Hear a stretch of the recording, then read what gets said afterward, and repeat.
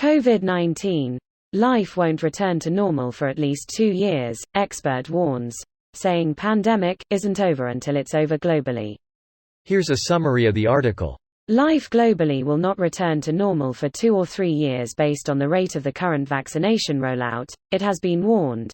But there are early signs jabs are reducing cases in the UK. Speaking to Sky News, Dr. Claire Wenham, Assistant Professor of Global Health Policy at London School of Economics, said the COVID-19 pandemic will not be over until the world's population is protected. This pandemic isn't going to be over until it's over globally, Dr. Wenham said. We're still going to be living in some form of restrictions, travel restrictions, border controls, even when we're vaccinated, until it's over round the world. So there's a real imperative to make sure that everybody round the world has at least minimum levels of vaccines at the same time.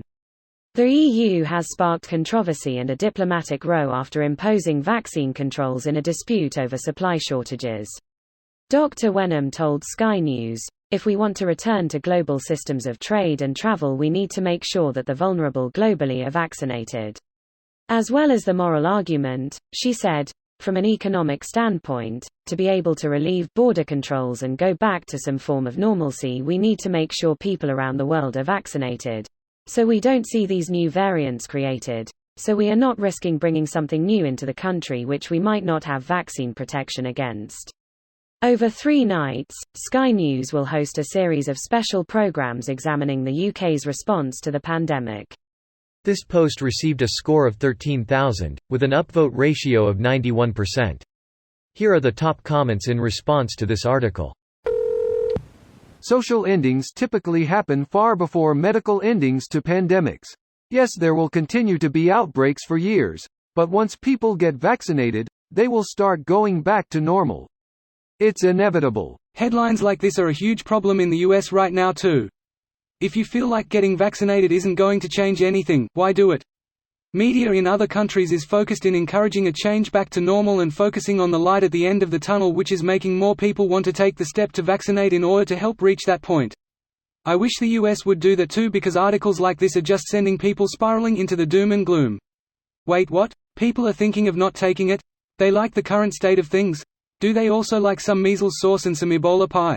Only about 50% of Americans are planning to take it, which is actually increased from about a month ago. There's a lot of misinformation out there that people are buying into, like the vaccine will mutate your DNA or cause infertility, or it's unsafe because it was rushed and steps were skipped. And then there's the whole vaccines cause autism bullshit people have been buying into for years now.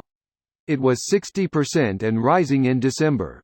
I think most Americans will come around as the vaccine becomes more widely available. Totally anecdotal, but I've noticed that a lot of acquaintances who in December were very vocally worried about the vaccine and saying they wouldn't get it have softened their stance now, seeing medical worker friends, family get fully vaccinated.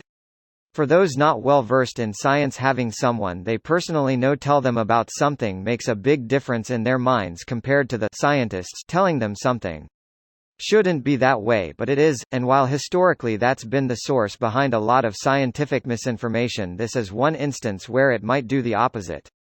Even on Reddit, comments stating unfounded worries about the vaccine were being highly upvoted initially, now I really don't see them anymore most of the time. The vaccine was developed startlingly fast, and there was a real need for tests, science education, proper reporting and news to check that the vaccine was safe, as well as reassure the public that was the case. I think what we're seeing currently is this process unfolding as those who were on the fence learn about the vaccine slowly and begin to trust it. The problem is whether the vaccine acceptance percent will rise to a high enough number where herd immunity begins to take hold. How much of the population consists of stubborn anti-vaxxers? 2%, 5%, 10%, or even more? This video was automatically created by Reddit to speech. The article and comments in this video were selected from Reddit according to their upvotes, and any paraphrasing was performed by smmry.com, without any human intervention.